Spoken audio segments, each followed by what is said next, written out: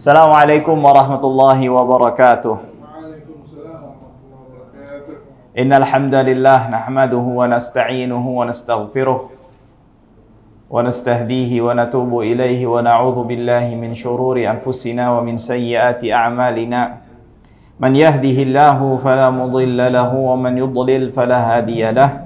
Asyhadu an la ilaha illallah wahdahu la syarika lah. وأشهد أن سيدنا محمدا عبده ورسوله اللهم صل وسلم على عبدك ورسولك محمد وعلى آله وصحبه ومن تبعهم بإحسان إلى يوم الدين قال الله سبحانه وتعالى يا أيها الذين آمنوا اتقوا الله حق تقاته ولا تموتن إلا وأنتم مسلمون. Para ikhwas sekalian, alhamdulillahirabbil bersyukur kita kepada Allah Subhanahu wa taala. Dan Allah tabaraka wa taala masih memberikan kita kesempatan untuk melanjutkan kajian kita kembali, penjelasan dan pembacaan kitab Al-Yaqut An-Nafis fi Madhhab Ibni Idris karya Sayyid Ahmad ibn Umar Asy-Syatiri Al-Husaini rahimahullahu taala wa radhiya anhu. Di kajian kali ini kita telah atau masuk ke pembahasan nawaqidul wudu, ya, pembatal wudu. Yang dimana sebelumnya kita telah membahas mengenai arkanul wudu dan syaratnya, ya, rukun dan syaratnya. Dan kita juga sudah mengetahui perbedaan antara rukun juga dengan syarat. Lalu beliau melanjutkan pembahasan tentang pembatal wudu. Sebagian ulama di dalam kitab-kitab yang lain mendahulukan pembahasan pembatal wudu baru membahas rukun wudunya. Mengapa demikian? Karena seseorang ibaratnya tidak diwajibkan untuk berwudu melainkan bila dia dalam kondisi hadas. Dan hadas ini didapatkan karena adanya pembatal wudu yang terjadi atau yang dia lakukan. Nah, jadi di antara sebab yang menjadikan seseorang itu wajib untuk berwudu adalah di antaranya ketika dia berhadas. Sehingga sebab itu kan selalu berada di mana? Depan. Nah, jadi sebab wajibnya wudu, jadi dia jelasin pembatalnya terlebih dahulu. Nah, sedangkan penulis kitab ini, ya, menjadikan pembatal wudu itu di belakangnya, ya, setelah wudu. Karena kenapa? Tidak ada yang namanya pembatal melainkan setelah adanya apa? Wudu. Jadi kalau ada orang wudu, nah batalnya kayak gimana? Ya berarti, ya, pembatal ini cabang dari pembahasan apa? Pembahasan wudu itu sendiri. Yang dimana cabang itu datangnya mesti belakangan daripada pembahasan inti. Bener ya? Nah itu dia, itu jadi sirnya kenapa ulama narok pembatal wudhu kadang sebelum wudhunya, ada sebagian yang menjadikan pembatal wudhunya setelah pembahasan wudhu. Nah, beliau rahimahullahu ta'ala mengatakan nawaqidul wudhu. Nawaqidul wudhu'i arba'atun, ya. Pembatal wudhu itu ada 4, ya. Ada 4. Dan pembatasan menjadi 4 ini sifatnya adalah ta'abbudi. Artinya itu benar-benar bukan dari ijtihad dari kepala kita, tapi berdasarkan petunjuk daripada Allah Subhanahu wa taala dan Rasulullah Muhammad sallallahu alaihi wasallam. Dan maksud dari ta'abbudi itu bagaimana? Jadi nggak bisa dikiasin. Tidak bisa apa? Dikiaskan. Jadi tidak bisa dikiaskan. Nah, ada sebagian ulama yang mengatakan pembatal wudhu itu sekian. Maksudnya lebih dari 4. Itu hanya sekedar apa? Penjabaran atau perbedaan dalam hal penghitungan saja, walaupun intinya ujung-ujungnya kalau diringkes baliknya kemana? Ke 4 juga. Paham ya? Nah, itu dia. Nah, yang pertama al-awwalu al-khariju min ahadi as-sabilaini, ya, ketika adanya yang keluar daripada salah satu jalur. Nah, maksudnya salah satu jalur ini adalah al-qubul wa ad-dubur, ya. Artinya bagian depan, bagian belakang. Nah, yang keluar dari atau segala sesuatu yang keluar dari bagian depan maupun bagian belakang itu semuanya membatalkan wudhu. Semuanya membatalkan wudhu. Baik yang sifatnya cair, ya keluar, sifatnya ada zatnya atau tidak ada zatnya seperti gas. Ada zatnya tuh, zatnya baik itu cair bentuknya maupun agak padat, ya, agak padat maupun padat, ya, maupun yang biasa keluar maupun yang tidak biasa umumnya keluar dari jalur tersebut. Nah, seperti gas, maksudnya seperti orang kentut. Terus kedua, seperti maaf air seni ketika orang buang air kecil, ketika orang BAB. Ya, nah itu umum kan. Nah yang tidak umum misalnya ada seseorang yang misalnya memakan suatu benda yang sangat keras. Ya misalnya ini agak ngayal, bukan ngayal, misalnya gundu gitu. Dia makan terus dia ketelen, terus dia keluar lagi. Nah ketika gundunya itu keluar itu menyebabkan dia batal wudhu. Walaupun emang ada orang buang air keluar gundu, enggak kan? Nah, atau misalnya orang yang punya penyakit apa tuh? Batu di kencing, kalau buang air kecil tuh kan kadang suka keluar tuh kan. Nah, kencing batu itu kalau bisa keluarnya cuma batunya itu aja tanpa diiringi dengan apa? Dengan air seninya, itu juga tetap apa? Membatalkan wudhu. Nah, hal ini berdasarkan sabda Nabi Muhammad SAW. Ya, la yaqbalullahu salata ahadikum idza ahdatsa hatta yatawadda. Allah Subhanahu wa taala tidak akan menerima salat di antara kalian semuanya, setiap dari kalian semuanya, jika dia melaksanakannya dalam kondisi berhadas. Nah, lalu dalam hadis ini faqala rajulun min Hadramaut. Ada orang dari Hadramaut. Ini riwayat Bukhari ini. Perawi hadisnya itu dari Abu Hurairah. Mal hadas? Apa itu hadas? Wahai Abu Hurairah. Abu Hurairah mengatakan al-fusa wa durat. Fusa itu buang angin tapi nggak pakai suara. Durat buang angin pakai suara, ya. Nah, lalu beliau mengatakan, ya, illal mani, kecuali air mani. Air mani ini tidak membatalkan wudhu kalau yang keluar maninya sendiri. Yang keluar maninya dia sendiri. Emang bisa tuh mani orang? Ya, misalnya contoh, maaf, ini biasanya buat yang udah nikah. Ketika seorang suami istri melakukan hubungan intim, ya, setelah selesai keluar lagi maninya dari istrinya, mani suaminya keluar, maka mani yang keluar daripada istrinya itu tidak membatalkan itu tetap membatalkan wudhu karena bukan maninya. Ini kan kita bicara yang tidak membatalkan wudhu. Jadi kalau maninya kita sendiri nih itu tidak membatalkan wudhu, hanya mewajibkan untuk apa? Mandi. Mewajibkan untuk mandi. Nah, ini dengan syarat selama dalam proses hendaknya keluarnya maninya tersebut tidak melakukan hal-hal yang menyebabkan hadas atau batalnya wudhu. Seperti misalnya kalau hubungan intim itu kan nanti kita akan tahu di antara pembatal wudhu adalah menyentuh perempuan yang bukan mahramnya.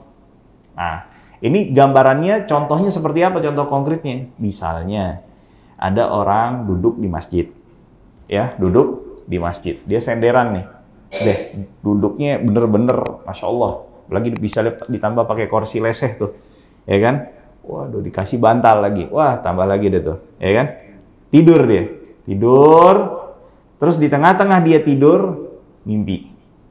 Nah, bangun dia. Dia bangun dalam kondisi semula seperti sebelum dia tidur. Ya, nggak berubah tuh posisi duduknya. Keluar air mani. Nah, posisinya dia saat itu, dia tidak batal wudhunya. Tapi apa?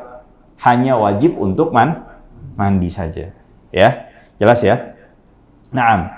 Lalu yang selanjutnya adalah wathani zawalul aql, hilangnya akal, ya.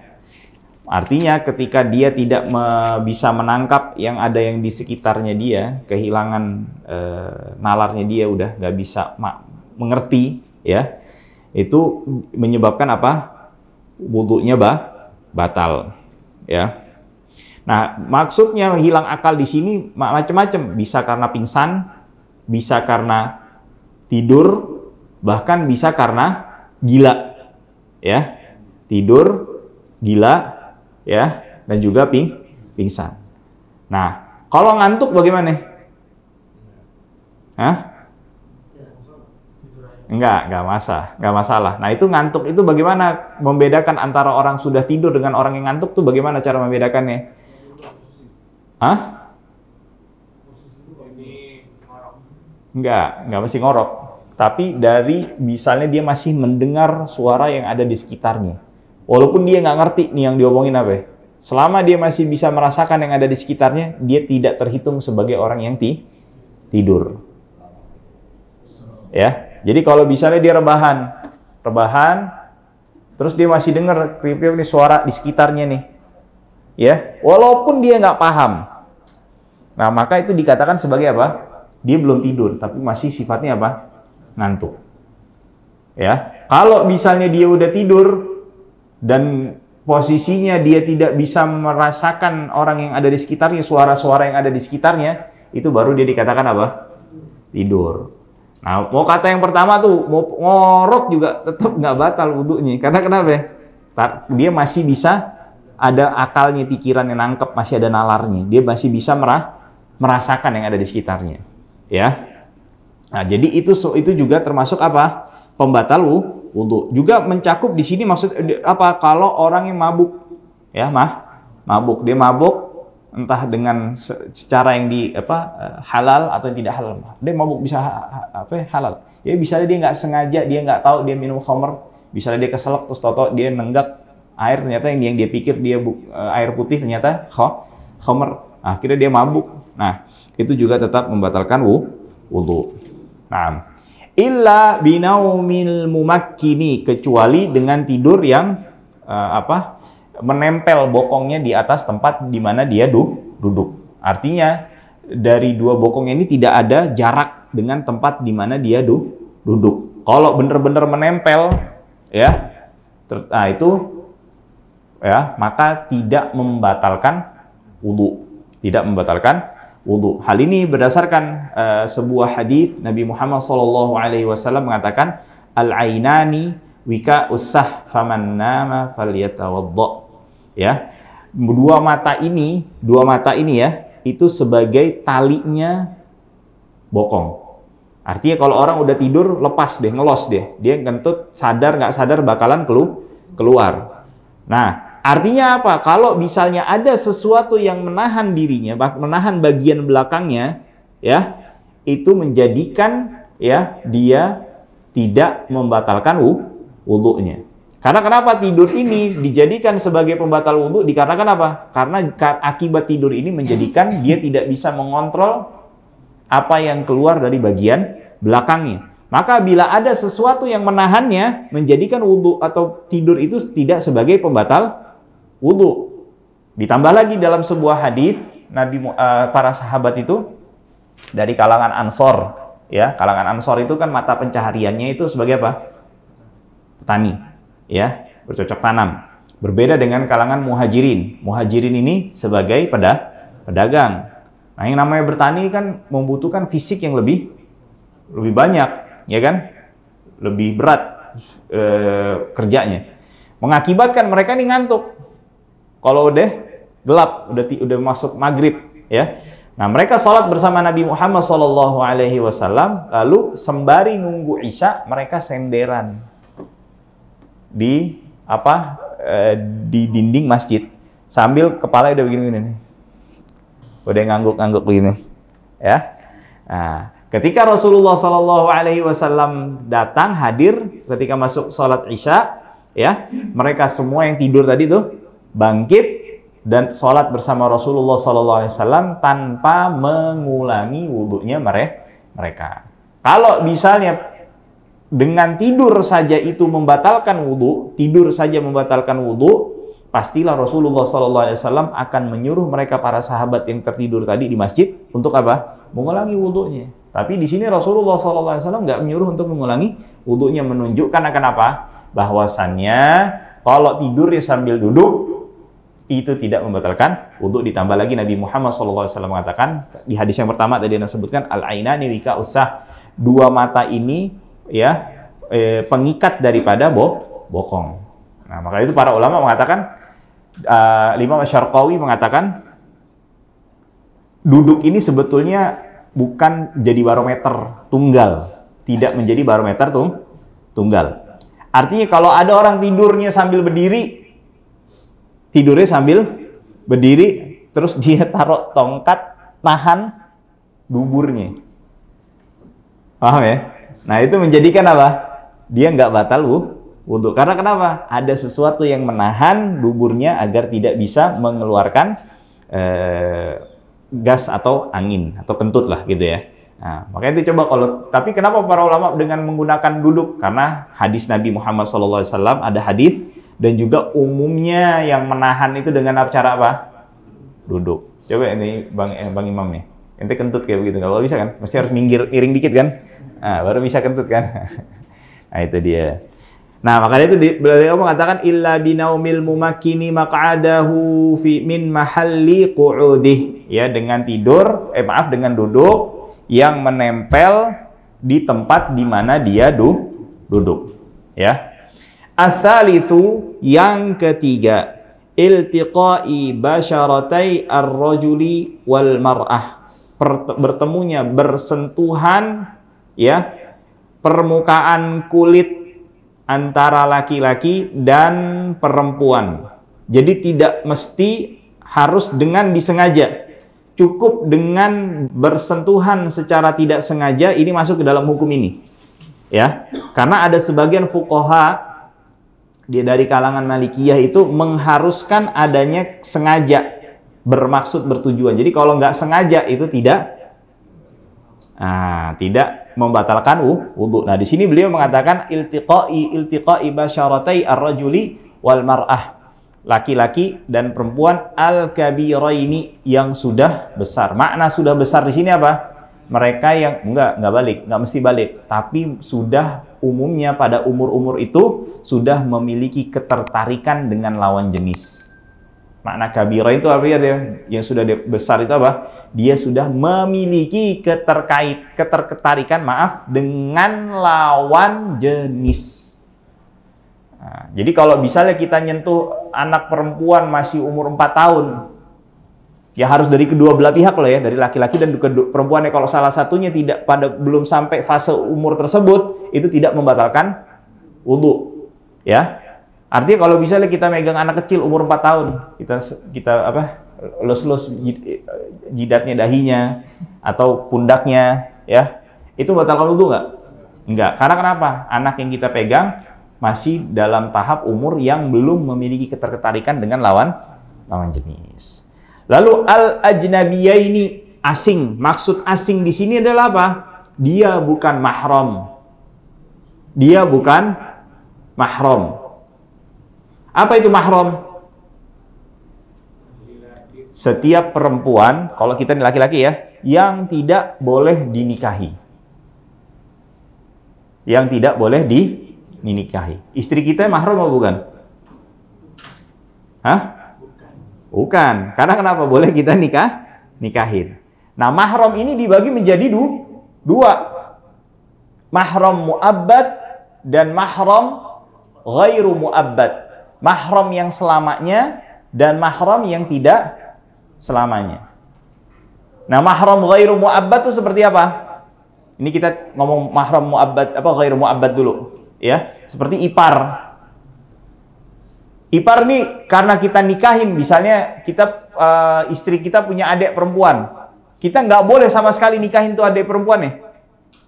Boleh. Iya boleh. Kaget adik. Boleh kalau kita atau seorang laki-laki tersebut telah selesai dengan kakaknya, telah berpisah ya, maksudnya begitu ya. Telah selesai. Kalau sudah selesai dia boleh nikahin adiknya. Tapi bicara kalau sama ibu mertua.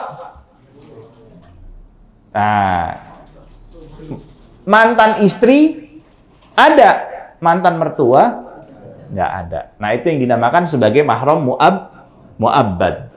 Nah, yang dimaksud yang tidak ajnabiyah ini di sini adalah apa? Yang tidak termasuk sebagai mahram mu'abbad. Tidak termasuk dalam mahram mu'abbad. Jelas? Nah, mahram mu'abbad itu seperti apa? Siapa saja? Anak perempuan, ya, ibu, ya, bibi, ammah, khalah, ameh, khalah, jiddah, ya. Terus siapa lagi, cucu, ya. Terus siapa lagi? Ya, itu kurang lebih itu, ya. Iya, anak dari saudara atau saudari 7, ya. Lalu yang apa? Yang jadi mahram mu'abbad itu penyebabnya ada 3. Nasab, persusuan, perkawinan. Nah, itu tadi tuh yang nasab itu. Udah disebutin 7 tuh. Pernikahan sama kayak persusuan sama kayak nasab. Kalau perkawinan siapa? Ibu mertua. Ya. Istri dari aba. Istri dari anak. Anak perempuan dari istri kita. Jadi misalnya ada orang nikah dengan janda. Itu janda bawa anak perempuan. Nah, 3 yang pertama menjadi mahram mu'abbad cuman dengan akad aja. Ketika udah orang qabil tuh nikah wa tazwijaha, udah itu jadi mahram mu'abbad. Istrinya aba, istrinya anak kita, ya. Sama siapa lagi? Tadi? Enggak. Mertua. Sama mertua. Cukup dengan aba kita qabil tuh, anak kita ngomong qabil tuh, kita ngomong qabil tuh. Nah, mertua jadi mahram mu'abbad. Istrinya aba jadi mahram mu'abbad. Istrinya anak jadi mahram lain sama anak tiri. Anak tiri bukan hanya sekedar dengan akad aja, tapi ditambah dengan satu syarat lagi baru dia jadi mahram mu'abbad. Itu apa? Ketika sudah ada terjadinya campur. Kalau udah campur baru jadi mahram mu'abbad. Nah, jadi mahram mu'abbad itu artinya apa? Kalau bersentuhan itu tidak membatalkan wudu. Di luar daripada mahram mu'abbad tersebut, kalau bersentuhan membatalkan wudu. Min ghairi hailin, tanpa ada penghalang. Mau kata tipis. Jadi misalnya ada dokter, dia harus menindak seorang pasien, kebetulan perempuan misalnya, dalam kondisi darurat. Akhirnya dia pakai sarung tangan. Dia dalam kondisi sudah berwudu. Nah, dia melakukan tindakan operasi tersebut menjadikan batal nggak wudunya? Enggak. Karena kenapa? Tidak bersentuhan secara langsung, ya. Nah, di sini Syekh mengatakan atau Sayyid penulis mengatakan basyarah, permukaan kulit. Artinya kalau menyentuh rambut, gigi, kuku, ya bisa aja, dokter gigi, ya kan? Kuku itu semua tidak membatalkan wudu. Nah, jelas ya? Itu semua tidak membatalkan wudu. Nah, lidah.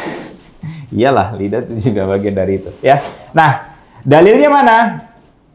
Dalilnya firman Allah Subhanahu wa taala di dalam surah An-Nisa ayat 43, aula mastumun nisa. Allah Subhanahu wa taala, ya, berfirman begini. Di antara pembatalnya itu adalah aula mastumun lamastumun nisa, ya. Kenapa?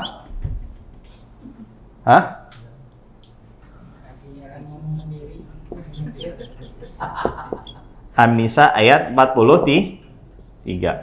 Nah, Ini bentuknya, bentuk fi'ilnya, katanya dengan bentuk fa'ala. La sama nggak? Fa'ala. Fathah ada alif, fathah. Ya. Nah, biasanya kalau bentuknya seperti ini adalah menjelaskan sebuah perbuatan yang dikerjakan dari dua arah. Dari dua arah. Nah, kalau menyentuh kan dari satu arah kan? Nah, kenapa ini dijadikan dalil? Ya. Aula mastumun nisa, dan terlebih lagi tafsir Ibnu Abbas mengatakan aula mastumun nisa ini adalah apa? Maknanya artinya maaf, hubungan suami istri. Jima. Ya. Nah, Imam Syafi'i berdalil dengan riwayat yang lain. Riwayatnya bacanya bagaimana? Aulamas. Tidak dipanjangkan lamnya. Lihat nih lam, terus ada mimnya langsung kan? Bentuknya jadi masa ala. Nah, itu artinya langsung menyentuh. Ya. Aulamastumun nisa. Nah, jadi di sini Imam Syafi'i menggunakan ayat Al-Qur'an. Terus Ustadz, ada dalil di hadis. Ya. Di hadis Rasul Shallallahu Alaihi Wasallam pernah mau keluar untuk sholat. Sebelum keluar, beliau nyium istrinya dulu. Beliau mencium istrinya terlebih dahulu, baru beliau keluar ke masjid sholat. Hadis ini tidak bisa diamalkan karena kenapa? Ada dua hal. Maksudnya dalam masalah ini ya. Kan hadis itu kadang nggak menunjukkan satu masalah. Dalam masalah ini tidak bisa diamalkan. Artinya tidak menunjukkan dalil bahwasannya menyentuh perempuan itu tidak membatalkan wudu. Dalilnya kenapa? Dua hal. Pertama, hadisnya dhaif. Hadisnya dhaif. Anggap hadisnya sahih. Nah, ini fuqaha nih kadang-kadang kalau diskusi itu anggap kita bukan berarti itu dhaif udah selesai, enggak. Anggap nih hadisnya sahih. Tetap nggak bisa diamalkan dalam bab ini karena kenapa? Mencium ini masih mengandung kemungkinan imma nyiumnya langsung ke pipi atau nyiumnya di balik, atau nyiumnya rambut, atau nyiumnya lagi pakai kerudung. Yang bisa mentarjih, menguatkan dari beberapa kemungkinan tersebut apa? Ada nggak yang menguatkannya? Kan ada 3 kemungkinan kan? Mencium pipinya langsung misalnya. Cium rambut. Mencium di balik kerudung misalnya. Nah, ini kan ada 3 kemungkinan kan? Ini bisa lagi ada kemungkinan yang lain. Ente menguatkan 1 dari 3 kemungkinan ini, dalilnya mana? Nggak ada kan? Nah, kata para ulama, idza tatarraqal ihtimal wa kasahu thawbul ijmal saqata bihil istidlal. Kalau ada kemungkinan dalam sebuah hadis, kemungkinan tadi kan ada kemungkinan ada berapa? 3. Dan kemungkinan itu menjadikan ijmal. Ijmal itu apa? Maknanya nggak jelas. Nggak jelas kan? Nyiumnya di mana nih? Bagian mana kan nggak jelas, kita nggak tahu kan? Maka dalil tersebut tidak bisa dijadikan hujjah. Jadi pahami ya? Nah, nanti adalah tenang aja, masih ada lagi yang lain. Dalil yang lainnya adalah apa? Rasul Shallallahu Alaihi Wasallam sholat malam, ya kan rumah Rasul nih nggak kayak rumah kita nih, Masya Allah gede banget kan rumah kita kan dibanding rumahnya Nabi Muhammad Sallallahu Alaihi Wasallam. Nah ini beliau saking kecil rumahnya itu, Sayyidah Aisyah tidur melintang di hadapan Rasulullah Sallallahu Alaihi Wasallam. Nah jadi kalau mau sujud itu susah karena kenapa? Ada kakinya Sayyidah Aisyah. Nah Rasulullah ketika mau sujud itu kayak nendang kakinya Sayyidah Aisyah supaya kakinya dilipat agar Rasulullah bisa sujud. Emang tidur nggak pakai pakaian? Pakai pakaian nggak? Hah? Dan menendang kaki ini apa harus bersentuhan dengan kulit kakinya, betis atau bagian bawah kaki? Nggak mesti kan? Berarti ada kemungkinan lagi nggak? ada kemungkinan lagi. Berarti jadi kaidah itu kembali lagi diterapkan di hadis tersebut, nggak bisa dijadikan hujjah. Bisa dipahami? Lalu selanjutnya Rasul SAW pernah sholat. Rasul kan rumahnya begitu keluar langsung masuk masjid kan?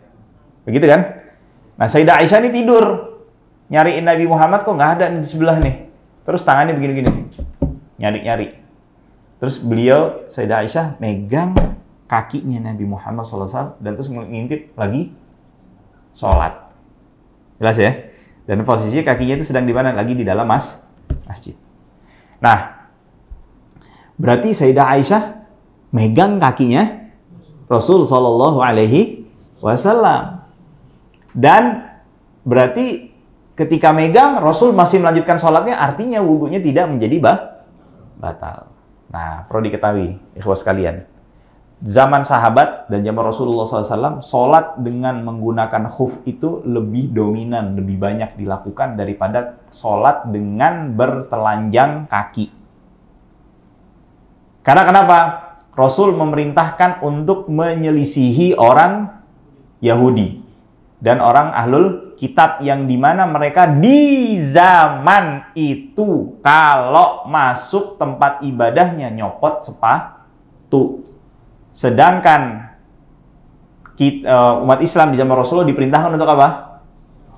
Menyelisihi. Artinya kalau mereka nyopot sepatu berarti kita pakai sepatu. Maka dari itu kan dalam sebuah hadis kan, ingat pernah dengar hadis Rasulullah sholat berjamaah terus toto ngelempar sendalnya. Dan semua sahabat ikutin ngelempar. Berarti menunjukkan apa? Mayoritas sahabat dan Rasulullah pada umumnya kalau sholat pakai alas kaki. Nah, jadi ada kemungkinan lagi nggak hadisnya? Bisa jadi yang dipegang oleh Sayyidah Aisyah itu sepatunya Rasulullah SAW, bukan langsung kakinya. Jadi tidak bisa dijadikan apa ya? Hujjah. Nah, jadi hujjahnya perlu yang jelas. Nah, itu apa? Aulamastumun nisa, dan menyentuh perempuan. Oke, jelas? Nah, itu. Jadi ulama nggak sembarangan kalau berdalil ya. Nah, jadi jangan gampang banget. Oh, ini menyelisihi dalil. Ini dalilnya ini begini-begini. Membawakan dalil itu harus dibarengi dengan apa yang namanya? Wajhul istidlal, cara pendalilannya. Baru kita mendapatkan yang namanya hukum. Yang tadi Ana jelaskan tadi tuh, yang pakai diskusi itu berbicara seputar wajhul istidlal, cara pendalilan. Jadi orang bawa dalil itu belum tentu benar. Cara pendalilannya udah benar belum? Udah gitu, masih ada proses lagi sebetulnya. Ya, konteks dalilnya itu sudah benar nggak dengan pembahasannya? Sudah ngepas apa belum? Jadi jangan dalilnya ngomong di sini, yang lagi dibicarakan ngomongnya di mana?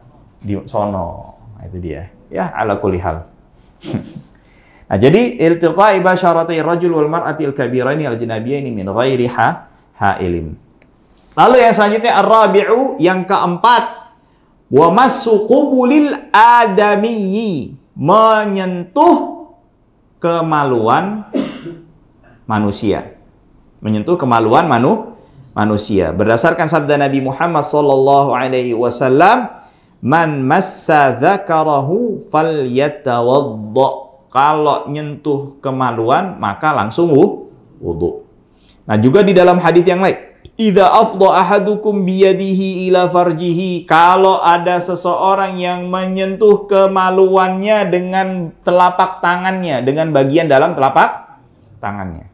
Nah, jadi hadis ini yang kedua ini yang riwayat Ibnu Hibban mengkhususkan, artinya yang membatalkan itu ketika menyentuh kemaluannya pada bagian apa? Bagian dalamnya aja.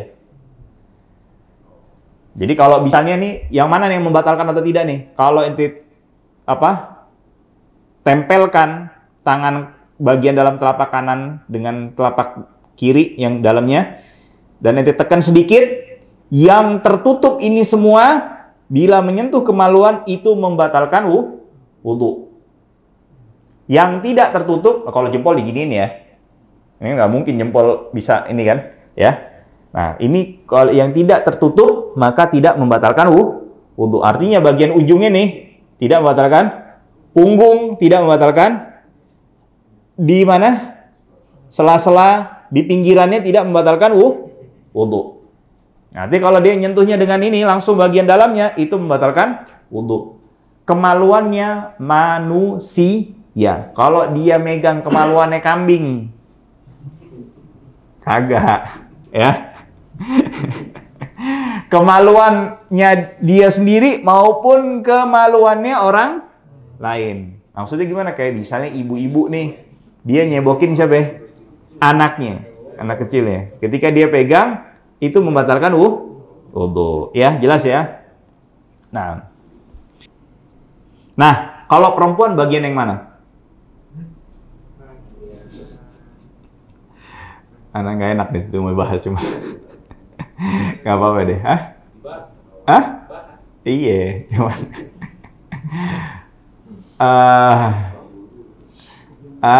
Bagian pertemuannya. Jadi kalau dia kalau dia melebarkan kakinya, yang terbuka itu di dalamnya itu, ya, kalau dia rapatkan, ya, yang terlihat itu tidak, kalau dipegang itu tidak membatalkan. Kalau dibuka, yang terlihat itulah yang membatalkan kalau disentuh. Jelas ya, nggak perlu rincikan lagi ya. Deh, nggak perlu. Hah? Nah. Dada ini nggak apa-apa? Hah? Iya, nanti aja. Au halaqati duburihi, atau menyentuh lubang dubur. Lubangnya saja ya. Ya. Lubangnya aja. Kalau yang pinggirannya itu tidak membatalkan wudu. Kenapa? Dalilnya mana? Kan kata Ustaz nggak boleh ada qiyas. Ya. Betul ya? Nah, Rasul sallallahu alaihi wasallam dalam hadis kan begini.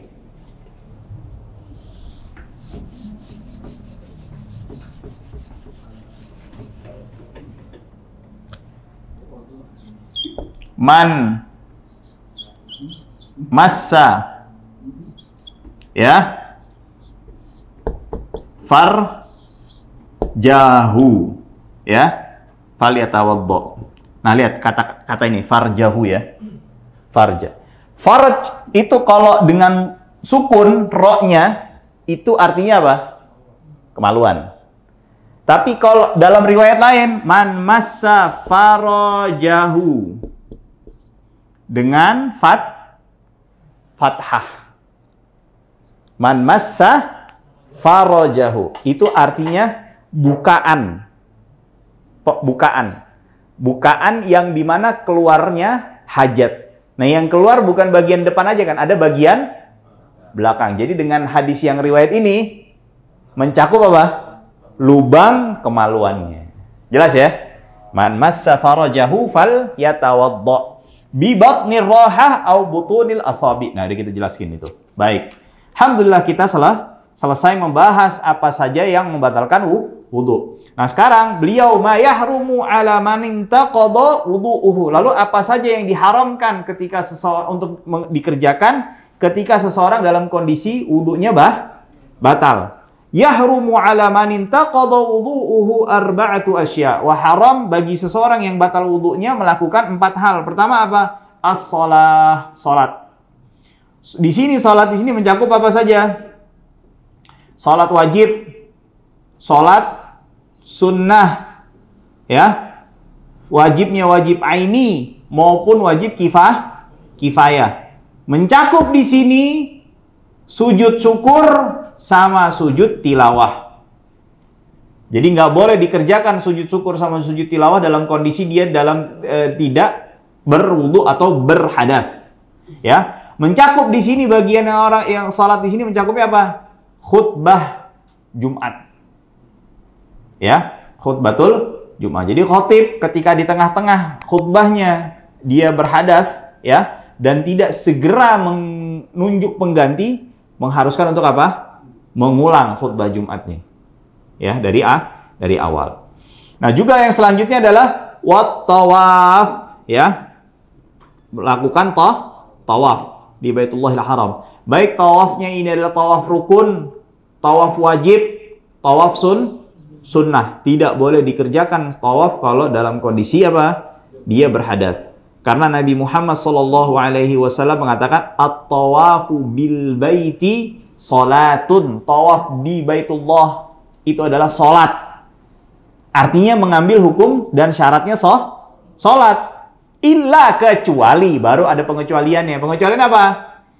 Qad ahallallahu lakum fihil kalam. Kecuali dihalalkan, diperbolehkan untuk berbicara. Yang dimana dalam sholat itu boleh nggak kita bicara?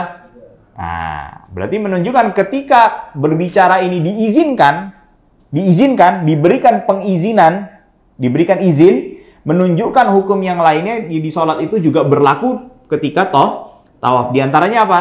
Dilakukan dalam kondisi, harus dalam kondisi suci. Baik. Lalu yang selanjutnya adalah wamassul mushaf, menyentuh mushaf, ya, menyentuh mushaf, ya. Makna mushaf ini apa? Hah? Quran yang dijilidkan. Artinya bila Qurannya itu lebih dominan, lebih banyak, itu hukumnya adalah hukum mushaf. Termasuk di dalamnya apa? Papan yang buat belajar, yaitu juga hukumnya hukum mushaf. Lembaran-lembaran kertas yang isinya hanya kan berisi Quran saja, itu juga hukumnya hukum mushaf. Buku-buku wirid, ya, yang isinya cuma dari Al-Quran saja, ya, itu juga mengambil hukum mushaf. Artinya tidak boleh dipegang dan disentuh kecuali dalam kondisi apa? Berwudu, suci, ya. Nah, kecuali misalnya ada uang, ada petikan ayat Al-Quran, itu tidak mengambil hukum mushaf karena memang sejak awal bukan dikhususkan untuk menjadi mushaf, ya, sudah berubah maksud dan tujuannya. Lalu yang selanjutnya adalah yang diharamkan, yang keberapa? Keempat, wahamluhu, menentengnya, membawanya, ya, membawa mushaf, ya. Maksudnya menenteng di sini adalah apa? Membawa dalam kondisi berhadas tanpa diiringi barang yang lain atau dibarengi dengan barang yang lainnya. Kalau dibarengi dengan barang yang lainnya,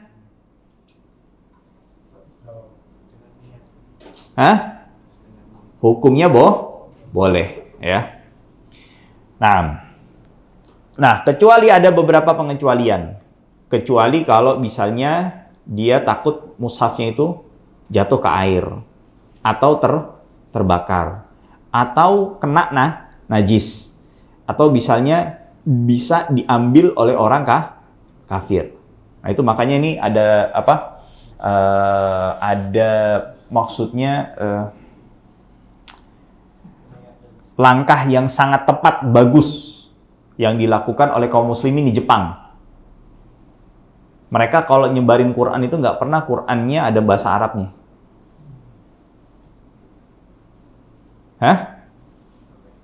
Terjemahan full, dia nggak mau ngasih Quran yang ada Arabnya. Kalau ke orang yang masih kafir. Karena kenapa? Di Jepang ini hobi apa? Hobi bacanya itu gila, ya. Bahkan tidak jarang dia bawa buku yang sedang dia baca itu ke dalam toilet. Kalau dia pas lagi baca Quran, terus ada huruf Arabnya, bagaimana? Nah, ini juga menjadi titik temu sebagai pendapat ulama yang mengharamkan membawa mushaf ke negeri kafir. Nah, maka itu kalau bisa orang yang punya bergerak dalam bidang dakwah di negeri-negeri kafir, kalau bisa nyetak Quran yang dibagikan ke orang kafir itu jangan yang mushaf yang bahasa Arab, tapi bikin full terjemahnya aja. Ya, karena kenapa? Ya kita lihat akhirnya diperjualbelikan secara bebas mushaf, akhirnya kita lihat yang terjadi fenomena seperti apa? Pembakaran mushaf Quran. Itu ya, jelas ya? Nah, itu dia. Itu maka itu para fuqaha mengatakan dalam syarat jual beli itu bila ada yang mau membeli mushaf Al-Quran, ya, atau membeli kitab-kitab ilmu syar'i, itu tidak boleh dijual dan diberikan kepada orang non-Islam. Orang kafir nggak boleh beli. Ya karena kenapa?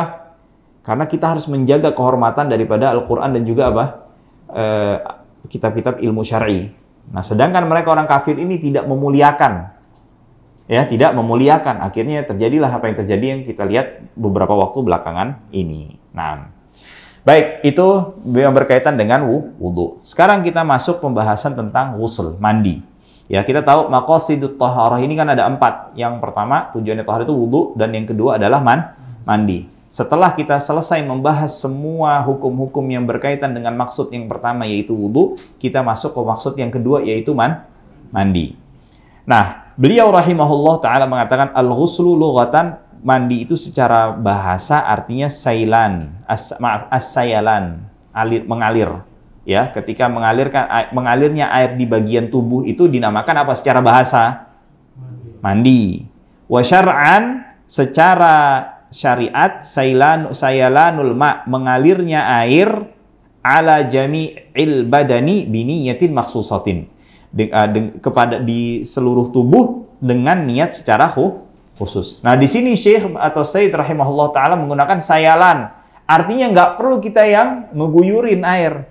Misalnya kita berenang di kali, berendam di sungai, dan aliran tersebut kan datang ke kita kan? Tanpa kita harus mengambil dan menyiramkan ke tubuh kita, itu juga dikatakan sebagai apa? Mandi dari sudut pandang apa? Syariat. Nah, lalu mujibatul ghusl, yang mewajibkan untuk mandi. Jadi sebab-sebab yang menjadikan kita wajib untuk mandi itu ada berapa? Beliau mengatakan sittah, ada 6. Ada berapa? 6. Al-awwalu ilajul hasyafah fil farji, memasukkan ujung daripada kemaluan yang terbuka bila sudah disunat ya. Itu kemana? Ke kemaluan perempuan. Baik yang kubul, bagian depannya maupun bagian belakang. Artinya bila semua bagian tersebut, ini kita nggak bicara halal haramnya dulu ya. Ya bukan berarti, ini kita bicara dari sisi konsekuensi wajib untuk mandi. Ya. Kenapa? Depan dan juga belakang. Masukkan ke belakang juga mewajibkan mandi. Bila area yang terbuka setelah disunat itu semuanya sudah masuk. Kalau sebagian itu tidak mewajibkan apa? Mandi. Tidak mewajibkan untuk apa? Mandi. Hal ini berdasarkan sabda Nabi Muhammad SAW, "Idza jalasa baina syu'abihal arba' tsumma jahadaha faqad wajabal ghusl." Ketika seseorang menggauli istrinya ya dan memasukkan kemaluannya ke dalam kemaluan istrinya, maka wajib dia untuk mandi. Dalam riwayat wa in lam yunzil, walaupun tidak diakhiri dengan ejakulasi. Lalu yang selanjutnya adalah atsani khurujul mani, keluarnya air mani, ya. Nah, bila keluar air mani, ya, baik disebabkan hubungan intim atau dengan sebab-sebab yang lainnya, itu mewajibkan seseorang untuk mandi. Dan mani ini bagaimana cirinya? Ada 3. Pertama, keluarnya itu dengan apa? Bukan, keluar airnya tuh memancar. Memancar. Atau simisu. Atau yang kedua, diiringi dengan syahwat yang diakhiri dengan rasa lemas. Jadi kalau keluar dengan dibarengi dengan rasa syahwat yang memuncak ya, dan diakhiri dengan rasa lemas, itu diantara ciri air mani. Atau yang ketiga adalah apa? Bila dia aromanya itu seperti adonan atau seperti putih telur. Nah, nggak mesti 3 syarat ini, tiga karakter ini berkumpul. Harus semuanya. Arti kalau nggak ada salah satu, berarti ini bukan air mani. Nggak mesti begitu. Ya. Bisa jadi nggak memancar karena kenapa? Air maninya lagi sedikit misalnya. Ya, misalnya ya. Atau baru mau jadi udah keluar. Jadi baunya agak nggak terlalu terlihat jelas karakternya, asik. Ya, atau misalnya karena sebab lain lah, artinya itu. Nah, maka kalau tiga hal ini ada salah satu di antara tiga ini ada, maka ini yang keluar dari kemaluan itu sebagai air mani. Kita perlu tahu karena kenapa yang keluar dari kemaluan bagian depan ini tidak hanya mani doang, bener nggak? Ada air seni, ada air madhi, ada air wadi, yang dimana konsekuensi hukumnya berbeda dengan air mani. Nah, bila seseorang bangun, ya, dia dapatkan di kasurnya atau di pakaiannya itu ada basah. Dia nggak tahu ini air mani, air kencing, air apa yang lainnya yang keluar dari ini. Itu bagaimana dia menentukannya? Hah? Mandi. Langsung mandi. Enggak, kata para ulama, tentukan aja. Kita maunya ini jadikan air apa nih? Paham ya? Kita langsung ini air mani, berarti kita harus konsekuen dengan pilihan kita apa? Mandi. Nggak wajib untuk membersihkannya, karena kenapa? Mani ini tidak najis. Membersihkan kasurnya atau pakaian kita. Tapi kalau kita menentukan ini sebagai madhi, wadi, atau air kencing, maka kita tidak wajib untuk mandi, tapi wajib untuk apa? Bersihkan. Nah, itu kan konsekuensinya beda kan? Nah, jadi para ulama menjelaskan apa? Kalau bisa seperti itu, udah kita tentukan aja kita ini mau jadi air mani atau apa, atau air yang lainnya yang biasanya keluar dari mana? Dari kemaluan. Nah, lalu yang ketiga adalah al-haidu, yaitu haid. Maksudnya selesainya haid mewajibkan seorang perempuan untuk apa? Mandi. Warabi'u an-nifas. Nifas, ya, darah yang keluar setelah selesainya persalinan. Artinya setelah anak yang dikandungnya itu keluar semua secara keseluruhan, mencakup di sini kalau anaknya kembar ada dua, maka dua-duanya harus keluar, baru darah yang keluar setelah keluarnya anak kedua itu secara keseluruhan, itu baru darahnya disebut darah nifas. Artinya darah sebelum terjadinya persalinan, proses melahirkan anak, atau di tengah proses melahirkan anak, itu darah yang keluar itu bukan darah nifas. Jelas ya? Betul nggak? Nah, ini konsekuensi gimana? Ya itu kan nanti harus wajib sholat. Ya, karena persalinan ini kan kadang membutuhkan proses waktu yang cukup panjang. Nah, misalnya ada 4-5 jam, maka selama 4-5 jam itu misalnya melewati waktu sholat dan sebelum anaknya keluar secara keseluruhan, dia tetap jadi harus apa? Tetap sholat. Sholat dengan semampunya ya tentu ya, kita nggak harus bilang sholatnya harus sempurna, enggak. Nah, lalu yang kelima apa? Wal wiladah, yaitu melahirkan. Artinya apa? Misalnya terjadi persalinan tanpa dilanjutkan dengan keluarnya darah, ya. Cukup dengan keluarnya anak itu saja, itu sudah mewajibkan untuk apa? Mandi. Nah, atau misalnya nifasnya cuma sejenak aja, sebentar aja, misalnya beberapa jam saja, ya, atau beberapa menit saja, atau tidak sampai 1 jam, ya, maka dia tetap untuk harus mandi. Karena kenapa? Karena ada, bukan nifas, misalnya dia melahirkan, persalinan tanpa dilanjutkan dengan keluarnya darah. Itu tetap diwajib untuk apa? Mandi. Karena kenapa? Anak ini asalnya dari mana? Air Nah, kalau air mani keluar ini, kita harus apa? Nah, jadi ketika anak keluar ini seperti halnya air mani yang dikeluarkan, sehingga konsekuensi ketika air mani dikeluarkan itu adalah apa? Mandi, maka wajib bagi wanita yang melahirkan setelah melakukan persalinan untuk apa? Mandi. Nah, wasadisu, yang keenam adalah matian, ya. Selama yang meninggal ini bukan syahid. Syahid di sini maksudnya adalah apa? Syahid yang melakukan peperangan melawan orang-orang kafir. Paham ya? Bukan orang yang, karena syahid ini dibagi menjadi 3. Secara garis besarnya begitu. 3. Pertama adalah syahid dunia dan akhirat. Syahid dunia, syahid akhirat. Yang ketiga adalah syahid dunia. Syahid kita syahid dunia akhirat. Syahid dunia akhirat apa? Orang yang meninggal ya di tengah pertempuran, peperangan melawan orang-orang kafir. Atau disebab meninggal karena luka yang dia dapatkan di saat berperang melawan orang kafir. Dan kondisinya terus memburuk sampai dia meninggal. Jadi misalnya ada orang ketembak, misalnya kepalanya, belum mati dia. Ini kan luka nih, sakit ya? Iya, enggak, Masya Allah. Ya maksudnya bisa berbahaya untuk dirinya kan? Nah tapi dia belum mati nih. Tapi kondisinya terus dari sejak dia terkena tembakan di kepalanya itu terus-menerus menurun loh. Sampai selesai peperangan. Meninggalnya setelah perangnya selesai. Itu syahid apa enggak?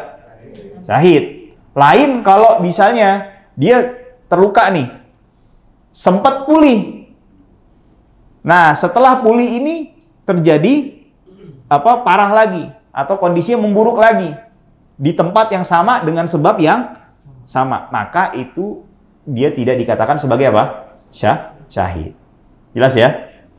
Atau dia mati di di tengah peperangan, baik karena tembakan musuh atau tembakan teman atau tembakan dia sendiri, nggak sengaja dia, bukan bunuh diri ya, tidak sengaja akhirnya dia melakukan sebuah tindakan yang mengakibatkan dia membunuh dirinya dia sendiri. Misalnya dia mau lempar bom, ketembak nggak sengaja, akhirnya jatuh bomnya, terus meninggal. Bisa jadi begitu kan? Nah, itu tetap dikatakan apa? Syahid, karena masih proses peperangan sedang berlangsung, ya. Nah, kecuali syahid tadi, syahid dunia dan akhirat. Syahid akhirat ini apa? Yaitu yang disebut Rasul sallallahu alaihi wasallam, tenggelam, mati karena kena timpa, mati dibunuh dengan cara yang karena sebuah kezaliman makar, ya. Meninggal karena sedang persalinan ibu-ibu, ya. Meninggal karena sakit di bagian perut, apa saja, liver, lambung, usus, pokoknya bagian perut dan bagian dada, paru-paru. Itu semua yang meninggal di bagian dalam lah pokoknya. Itu semua meninggal dalam kondisi dia syahid. Itu syahid akhirat. Artinya syahid akhirat ini apa? Tetap harus dimandiin, tetap harus dikafanin, tetap harus disolatin. Kalau syahid dunia akhirat, dia dapat sorga, dia dapat fadilah keutamaan syahid, dia nggak boleh dimandiin, dia nggak boleh dikafanin, dia nggak boleh langsung dikubur aja. Syahid dunia ini yang meninggal yang pertama tadi tuh. Yang pertama, orang yang pertama, tapi dia ketika perang riya, tidak ikhlas untuk Allah Subhanahu wa taala, sehingga pahalanya sia-sia. Dia cuma dapat keutamaan di dunia aja. Jadi nggak dimandiin, nggak disolatin, nggak dikafanin. Tapi di akhirat dia masuk neraka duluan. Ya, itu dia. Nah, itu dia yang terakhir adalah al-maut. Maka selain daripada orang yang syahid dunia akhirat atau syahid dunia saja, tidak atau harus dimandikan. Adapun orang yang syahid dunia akhirat atau syahid dunia tidak boleh untuk apa? Dimandikan. Baik, ini saja yang bisa Anda sampaikan. Insya Allah pertemuan berikutnya kita masuk furudul ghusl. Apa saja yang wajib untuk dijaga dan dilakukan ketika mandi. Kita akan ketahui di kajian atau pertemuan yang akan datang. Wallahu ta'ala a'la wa a'lamu ahkam. Wa sallallahu salam ala nabiyyina Muhammadin wa ala alihi wa sahbihi ajma'in. Walhamdulillahi rabbil alamin. Assalamualaikum warahmatullahi wabarakatuh.